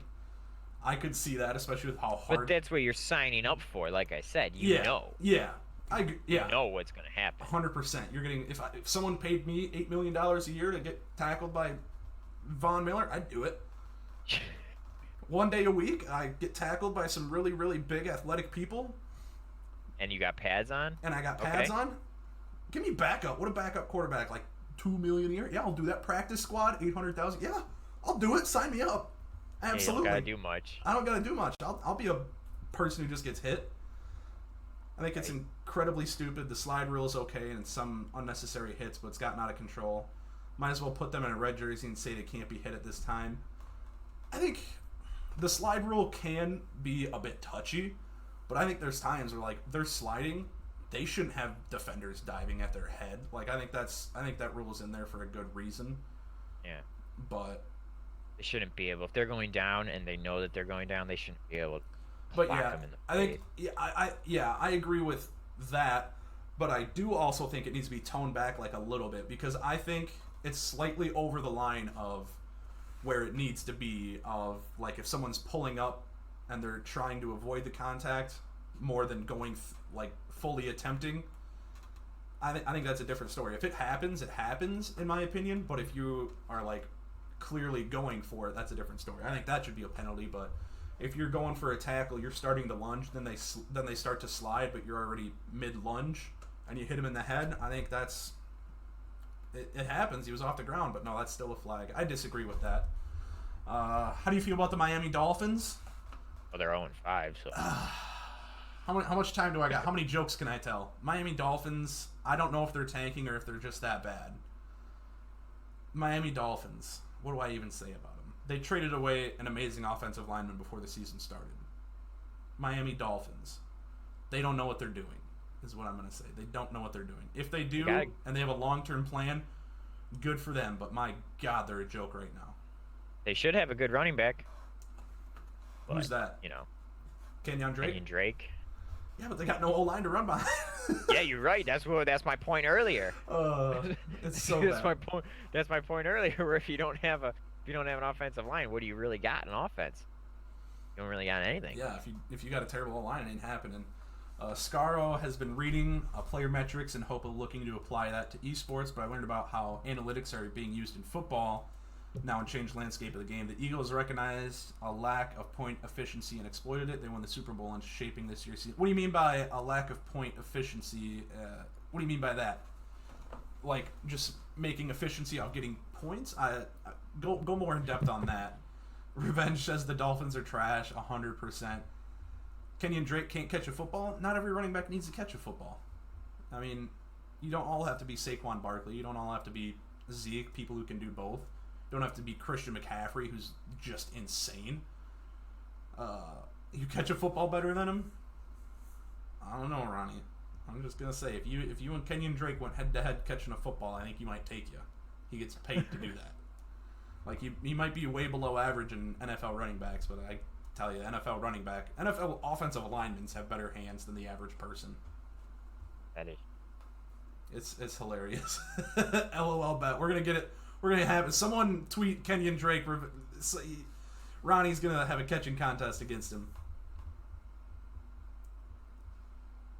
It'd be hilarious. Like everyone who's trying to kick a field goal. Yeah. That's a Kicking lot a harder field than goal is hard. It's very hard. Everyone thinks it's real easy. It's especially when we got 11 guys running after you. Like, come on, man. Yeah, I think Pat McAfee talked about it. As a punter and a kicker, your position, it's the only position on the field where you're expected to perform your job perfectly every single time. Yep. And that's insane. It's totally underappreciated. Imagine being However, I will say, Pat McAfee, best punter of all time, changed my mind. Pat McAfee is the best punter of all time. He's the GOAT. There's no McAfee's. He was great, man. I mean, just everything. His charisma on the field, the way he could actually punt the ball. He throws that in. He puts that into like the 2-yard line all the time. He was wicked. Yeah. Did you ever listen to his podcast at all or no? A little bit. A little bit here and there. He's got a lot of good points. I mean, I like him. Dude, he's so fun to listen to. He seems like he's actually a pretty smart guy. He is. He just is a big knucklehead. Is all he is. Yeah. But like, listen to him breaking down punting and like the kicking position was really cool. Like he talked about, like I never thought of it, but he's like, there's two types of punters. At the start of my career, I was a guy who just basically kicked it as hard as I could, and wherever it went, it went. And then he had to learn how to like be an actual directional punter and like aim it, whereas he used to just boot it and wherever it went, it went. And he's like, yeah, that was a big change for him and all that kind of stuff. But oh, it's just so fun listening to him. Elaborating more, Scarlett said, new information can also help teams simplify play calling, like going for it on fourth down more. Eagles won the Super Bowl in part because of their aggressiveness in such situations, and part they went for 2-point conversions when it was mathematically smart to do so. I mean, yeah, a lot of teams will do that. Like, if you go for, if you score a touchdown and you're down by 5, I'd go for 2 points because either it's still going to be a touchdown for you to break it, or whether you go for 2 and miss it or kick the field goal. You're going to be in the same situation. A touchdown's what's going to take the lead. Field goal is not going to do it for you. Whereas if you make that 2-point conversion, then it's going to be a 3-point game, and a field goal can do it. That's 100% worth the risk. Yeah. But I think there's a lot of mathematics that these younger coaches are looking at, like the Eagles and with Sean McVay. They look at those analytics of fourth down because, like, mathematically speaking, you should go for it on fourth down, like, basically every time. Just based off of, like, percentages of, like, converting and getting points out of it. Like, mathematically, you should go for it on fourth every time, no matter what. I mean, I still think there's times where it's like 4th and 23 from your own 5. Like, I'm punting that in my opinion, but like on an average fourth down, like an average drive, average fourth down, mathematically you should go for it every time. NFL coaches won't do that because if you do that every time, you're going to get absolutely thrown in the frying pan. Yeah. It's really cool to look at because there are, I mean, it works better with like high school and college, but there are like smaller colleges and like big high schools where what they do is they don't punt, they don't kick field goals, they literally just go for it every time, and they win a lot. Yeah, send me that article. Speaking of Patrick Mahomes, he has just been rolled out of his game against the Broncos. Really? Yeah. Oh, what happened? Didn't he get it? What did he have, a concussion? Said he hurt his knee scrambling. Oh. That's funny that we were literally just talking about that. Talking about him staying away from injuries. I just got a fantasy notification saying Patrick Mahomes is out. How's your fantasy team doing this year? I think 3-2 right now. 3-2. I'm 4-2 right now, I think. Let me look. I gotta look at my team. You dropping like flies? I started 3-0. Ooh, Amari Cooper. Do we have recent news? Cooper uncertain he'll play Sunday night. Okay, looks like it's good I didn't put Emmanuel Sanders in tonight. He's not doing a whole lot. I don't have another. I guess I'm throwing D.D. Westbrook in. I guess that's what I'm 4-2. I'm 4. I started 3-1. I started 3-0. Lost. But had to bench Chubb this week. He isn't playing. That's rough. But Chubb killed me. The week I played Chubb is the week that he got like 4 touchdowns and like that 90-yard run. I was like, bro, he got more points than the rest of his team put together. It was stupid. Yeah, like week 4 or something like that. Yeah. Absolutely. Who, Amari? Chubb. Oh, Nick Chubb? Oh, yeah. He had that insane game. Cerber says, I've got a joke about the Dolphins, and he just saw that the Miami Dolphins is the reason why the NFL needs relegation. Jeez. Could you imagine them getting dropped out for like the top XFL team? That'd be hilarious. They probably lose. Oh, that'd be hilarious. They probably lose to a couple of D1 colleges. Yeah, probably, yeah. Like this year's Ohio State. I don't know about Clemson. Clemson's looking shaky. I don't think they're going to win it all. I don't really watch a lot of college. Yeah, I don't watch terribly much college football, but Clemson's not the monster they were last year. They're winning games, but they're not doing it in the same style. They're doing it kind of shakily. Ohio State's always. Yeah, Ohio State's always good. I just had a great question. Oh, it was kind of based off the Miami Dolphins. How do I kind of word this? Because like right now in the NBA, there's a trend of like players on bad teams, they just get out. They'll get traded to a better team and do that, and that's starting to happen a lot more in the NFL. Do you think that's bad for the league? Where like Jalen Ramsey, he just got traded off his team because he wasn't happy they were losing. Yeah, Minka for 2 Fitzpatrick. first-round picks. Yeah, Minka Fitzpatrick, he just got traded from the Dolphins a couple weeks ago because they were losing. Like, I don't know how good that is. Like, we got Khalil Mack. Yeah, well, that's just because, I don't know. We got Amari Cooper out of them, too. I don't know what they're doing. Well, I think they were just, they said it was Khalil Mack, and they didn't have enough cap. But then they also said that Khalil Mack and Gruden didn't get along. So, who knows what really happened. I don't know. I don't think you ever trade a Khalil Mack. I would never trade a Khalil Mack. But the question at hand, I don't know. I don't like it in the NBA. I'm not a big basketball guy. But like in the NBA, when LeBron just kind of goes where the heck he wants, it's like it's kind of stupid in my opinion, because in the NBA there's 5 guys on the court for each team. You can literally give the ball to one guy, and if he's like the best shooter out there, he could just literally drain every single basket.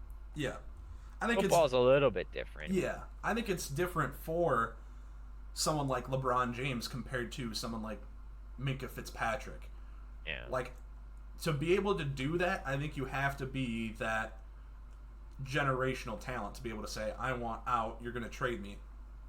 That's how it used to be, but now I think if you're a top, probably 25 player in the NBA, you can demand a trade wherever you want, where it should be probably like top 10. And the NFL, just anyone basically, they can demand a trade and go somewhere. But in the NFL though, I don't see it being as much of a big deal, because I mean, let's say you trade like the best cornerback, he can only cover one receiver. Yeah. I mean, so if he shuts down your number one receiver, okay, well you still got to shut down 2-3 other guys, plus a tight end and a running back. Yeah. I mean, it's in my opinion, one guy, especially on a football field, doesn't make the can't team. really change. Yeah, he can't change everything. I mean, he can help. He could probably change the dynamics. Like Khalil Mack completely changed the dynamics of the Bears' defense. They went from not great. They went to like bottom 3 to like top 10 or something once he came in. Yeah, they're like the number 1 defense right now. And I mean, don't get me wrong. There's a lot of weapons. They did a great job of making that defense. We got 3 cornerbacks that are very competent. We got Clinton Dix, who's very competent safety. We ended up getting Smith in middle linebacker. The line is filthy, even though Hakeem Hicks is now on the IR. It's their defense. It's good individually, but I think Mac helped them form as a team, I guess would be the best way to put it on the defense side. Yeah. Speaking of defense, I think the Cowboys' defense is underperforming right now for the talent they have. They gave up, 24 to the Jets last week. They gave up, I think, 30, and then the week before, I guess, the Saints, they held them to like 12. But I think they're underperforming for what the talent they have. They have so much talent on that roster. Compared to like how that defense played last year, it was crazy. Yeah. I don't know how they shut down. Oh, I guess they shut down the Saints that bad. I don't know. Yeah, Teddy Bridgewater's playing really good though. I think because that's the same game it was last year. It was the exact same game. Because last year the Cowboys won 13-10, and this year the Saints won 12-10. Like I think those two teams just know each other that well. But probably. Yeah, and it was Teddy Bridgewater, like an early game for him. That game we should have won. There was 2 terrible turnovers. It's just. Oh. He has performed quite well, probably better than most people thought he was going to. The fact that man came back from the injury he had is just insane. The fact that a lot of these guys come back from the injuries that they get, it's kind of nuts. Jeez, I would never walk the same if I have half the injuries these guys have, and then they go out and play professional sports 3 weeks later. Like, my lord. Yeah. Then you get a guy like Andrew Luck who retires about to go into week 1, and it's like, okay, well, no one saw that coming. He said he's still hurting, which I get. I think his shoulder is way more messed up than people realize, or than people think. Probably. He's had a lot of injuries though. Yeah, he's kind of like an injury-prone guy, but Pat McAfee actually on his podcast he talks about the whole Andrew Luck injury thing because I think he hurt it in football, and then he re-injured it really bad snowboarding, and that was what was kept hush hush for a long time. Yeah. And then I think he like re-injured again in football, like after that, like that same shoulder 3 times within like a year and a half or 2 year period. Like that shoulder has got to be just completely destroyed. Yeah, I mean, and they definitely keep everything on the download in the NFL too. They don't like to tell everybody what people are actually dealing. I mean, you never really know what's going on with people unless it's something like newsworthy, Yeah, but that don't have anything to do with injury. yeah, It's like in hockey. I'm a big hockey guy. They in hockey they literally tell you all that they say is upper body injury, lower body injury. really, They that's don't it. they don't tell you like anything.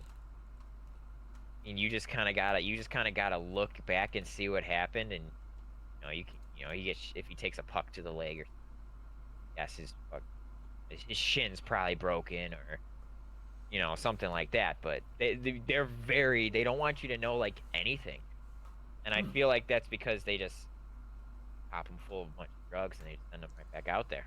They talk the same thing on Pat McAfee show. They talk about that. What's the drug they used? It was a painkiller. Oh my god, I'm gonna have to Google it because it was. I don't need to Google it, but anyway, like the amount that this painkiller is used, it's like a shot, and they just inject so much of this stuff because it's like a heavy duty painkiller. They'll take it like before practice, right after practice, and then like right before the game. Then they'll take another one at halftime because you just like feel nothing. I gotta look it up. I can't remember what this drug is.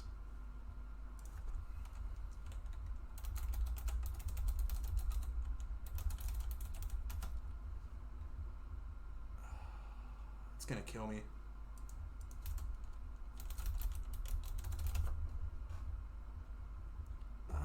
No, I don't want drug testing. I can't find it. I was really hoping it was just gonna be like an article header, but I'm not digging deep. But anyway, they took this painkiller all the time because they could literally like feel no pain for like 6 hours, and then they would just be in incredible pain. Yeah. But Man, I don't know. That would suck. yeah, that'd be Because terrible. I would assume that the pain just comes back like twice as bad. Yeah, I would think so. I would have to just imagine it would just be unbearable at some point. I don't know. That would. 'Cause, I mean, I've definitely had that where it's like you take a painkiller and then kind of comes back afterwards and you're like, wow, that hurt that bad. I can only imagine these guys playing with like broken bones or torn muscles or anything like that. And it's like that's got to be like on a whole nother level. Yeah, it's just got to be like insane. Like fractured ribs or like whatever these guys play with, and then they just take these painkillers and Pop them back out there. Yeah, stuff's crazy. Oh, well. Oh, do we have any other topics?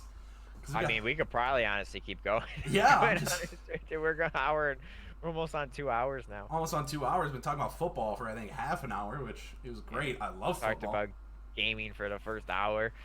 Yeah, I mean, I love talking about gaming. I love talking about Call of Duty. I love talking about football. I love talking about everything. What do you guys think? What's the next topic of conversation? Scaro or Cerberus? What are you guys thinking? What else do we got? Cricket. Come on, give me 2 seconds. I'll be right back. All right, you're good.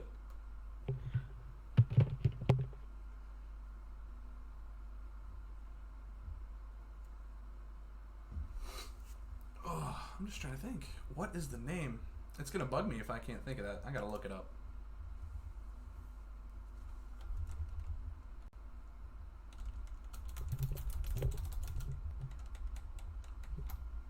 Right. Oop.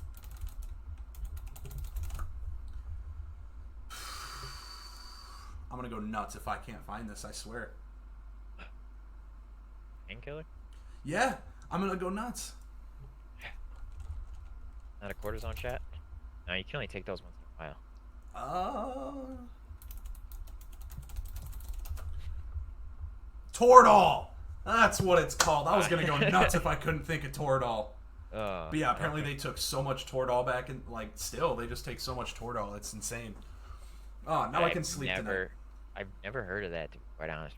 Oh, apparently they just shoot that stuff up constantly because it's super powerful. Because he always asks like his guests on the show that were football players, like, how much Toradol do you use? And they're like, oh my god, I've had more Toradol than a human should have in their lifetime. That stuff can't be good for you. Oh, it's got to be just horrible for you. But just hearing the conversations he has with these old pro players and current pro players, like, it's insane the things they get to talk about once they're not in the league anymore. It's like, oh, now I can't really get in trouble for it. I'm kind of surprised. Yeah, I mean, I feel like a lot of it they probably shouldn't mention, but if you don't name names, they can't really do anything about it. That's true. I think that's what they dance around that a whole lot, is naming names and things like that. And that's what makes it 10 times funnier, in my opinion. They finally tell you who's actually doing Yeah, they're like, oh, we had and teammates who did this, and and it's the $1 million cover-ups. Oh, I'll give you $2 million if you don't say anything about this. yeah. Okay, well, wish I had that kind of money to throw around. Throw me $1 million of that, and I'll be set. Yeah, I did notice as well. This is something I meant to mention earlier, but I completely forgot. I see we both got the wintertime beard coming in real nicely. I had it. I don't get a full beard, man. So I it's don't like either. I gotta keep it at least looking halfway decent. I don't grow in on my cheeks too well. This is the best it kind of gets. I mean, that's a decent looking. It's symmetrical, and that's the important thing. At least you don't got like mutton chops and a goatee, and like that's it. You gotta. It's symmetrical. But I try. I try to keep it looking as fresh as possible. I, That's not true. I work in construction, so it gets kind of all over the place. I wanna. I haven't like grown my beard out in like 2 years, probably. Like let it get really long. Yeah. So I'm gonna let it grow, kind of see what happens, because I haven't done it in a while. But I used to. My cheeks never used to grow in, so I'd just have like this Amish chin strap that would come in with a mustache, so it would just look hilarious. But I don't know. We'll give her a shot. See what happens. It's wintertime. It's getting cold out in the Midwest, so Yeah, we're gonna keep the I face thought warm. about that. Usually it's like every 2 weeks I trim it up, but it's like I used to just have the chin strap, no mustache. I can't rock just the mustache, man. That don't look good on me at all. Oh, it looks terrible on me. I don't know how some That's people rock it. that's what my father has. He has just a mustache, and it looks good on him. But man, me, I no, it it does not look good. I thought about going back to just the chin strap. That one I thought looked probably a little bit better, but you know. Yeah, I did take care of my beard for a long time, but I don't know. I want to Yeah. let her grow, see what happens. Yeah, like I said, I play hockey too, so it's like Oh, you play this hockey? time of year. Yeah, this time of year, you gotta start letting it go, and then playoffs come. You don't cut this for playoffs, man. It stays there? That's a big no-no. That's a big superstition in hockey. Get the playoff beard. You don't cut it. Anyone who cuts it, it means that you're gonna lose. Knocked out. I like it. I like the idea. Revenge says just shave it. Who, me or Reaction or both? Because I don't know the Me. position mine's in right now. It's halfway decent. It's not great. It's not great, but I just want to see. I haven't let it grow out. I just want to see where we go with it. But yeah. Oh, Reaction. She said Reaction shave it. No, this man, I think that's a decent beard. That's a Eh? decent beard. Yeah. It could be a lot worse. Oh yeah, it could be a lot worse. What I used to have, I mean, like I still don't grow a whole lot down the middle of my chin, but it used to be like bare right there, and I would grow out like the Amish beard, so I would just kind of have like a bare line right down the middle of my neck, and it looked terrible, but I didn't care. I gave zero cares at that point in time. Eventually, it got big enough where it just kind of covered the hole. I just kind of, that's how I combed it Yeah. in. I just kind of combed it into the middle, so it filled it in. Yeah, mine I used to never have nothing on my cheeks, like down here at all. Nothing would grow there. It'd be like one or two hairs. And it finally like filled in to a decent point. And I was like, well, Guess I gotta let that grow now. I want to at some point in my life go from I want to shave myself into mutton chops down into a mustache. Nothing on the chin. I just want mutton chops into a mustache. Because I feel like that is just a big power move to have mutton chops into a mustache. We'll get Well, there someday. I don't know. I would not be able to pull that off Oh, I at wouldn't either, all. but I just want to do it. Just to do it. My old place at work, when we moved buildings, we went to a new building and we got like a new security system, and we took photos. We took photos for our ID, and there was a bunch of us guys who all just decided we're gonna let our everything grow out, and then just have a mustache for these pictures.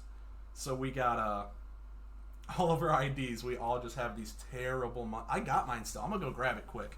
Oh, I'm man. I'm gonna show you this terrible mustache. Oh.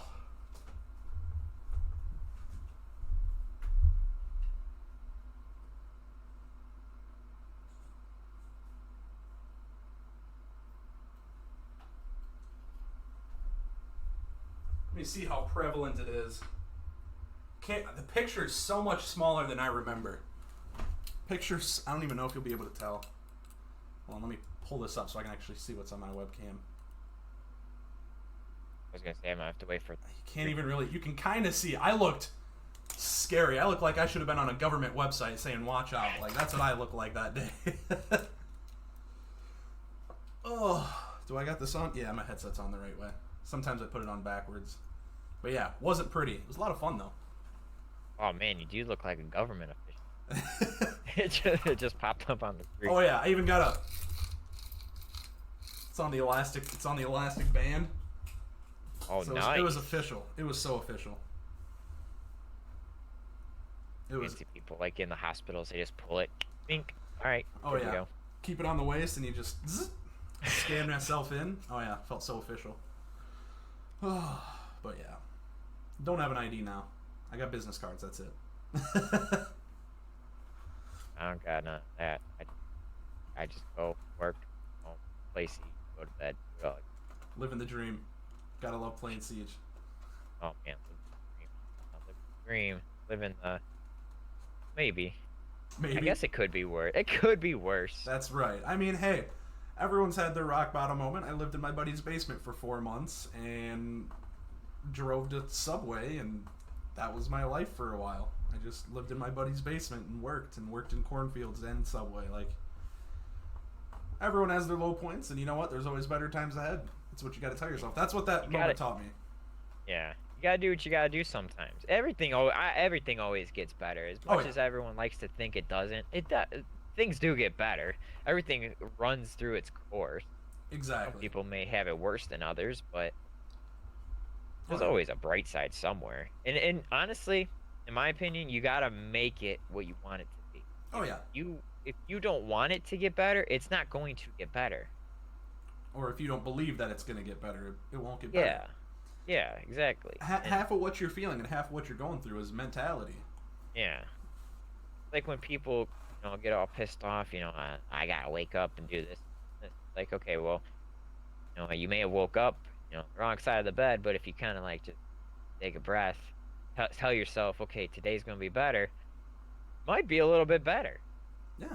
It's just have a positive outlook. Yeah, you just got to start each day with a positive mindset. And I mean, not everyone's had that moment where they've gone through that terrible thing where they realize, yeah, it does get better. I mean, I went through that at 19, and that changed my whole outlook. Is as terrible as my life was in that moment, at that time I wasn't even thinking like it's gonna get better. I was just kind of going through life, giving my all every day. I might have been unhappy and I might have hated where my life was at that time, but I wasn't going to let that destroy my work ethic. I wasn't going to let that destroy my friendships with people. Yeah. Like, get through those bad times. It gets better every time. Yeah. Every time you go through a low period, it gets better. And you just got to remember that. I've definitely had a time in my life where I've hit rock bottom. I secluded myself. I stayed in my room for 2 months, did nothing but sleep, and you know what? It was not a good time in my life, but I eventually, with a little bit of a kick in the ass, I got my life moving again, and I haven't looked back from there. Every time I kind of feel like something down is happening, I just kind of like I try to push it to the side, and I try to like Yeah. make it better for myself because Yeah. I don't want to do that again. Right. Looking back on it, that sucked Yeah. really bad. Yeah. Just that's kind of the same thing I do. We're like, yeah, like if I recognize I'm in a bad mood, I'm just having a down day. I just kind of take a deep breath, and I'm like, well, if I'm in a bad mood today, that's all right. It'll get better today. I'll be in a better mood tomorrow. Let's just keep moving forward because I know there's going to be a good time ahead. Today might suck, but that's just today. We always got tomorrow. And each day is different. Each day is different, and Words of the wise from Smurfs Reaction. Remember that now. Words of wisdom from Smurfs in Reaction. Keep your head up. Everything's gonna be all right. That's Okay, what I'll we'll tell be you. here next week, same time. Anyone who needs us. Oh yeah, we're just gonna turn this into a motivational seminar, but I think it's a great point to stop after that motivational kind of speech there. We covered a lot of subjects today. I don't Man, think I I've was covered gonna that say, much. I was gonna say, man, you're going into this being like, yeah, most of them last an hour, mostly an hour and a half, pretty much at most. Now we're all right. 2 hours later, these two are still talking. They probably can still keep going. Oh yeah, you can always keep going. I haven't covered that many topics with someone yet. Like we always bounce around and get places, but we covered a lot, and that was a great time. Loved having you on here, man. Just a great person to talk to, great personality, just awesome, and a great R6 player. Anytime you need someone in here, I got you. I'm always down. Well, that's what I love to hear. I appreciate everyone who came out to show the support as well.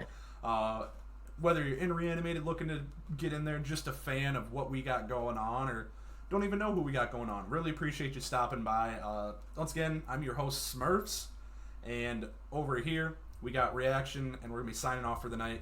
You guys enjoy the rest of your nights. Have this great weekend coming up, and live life to the fullest.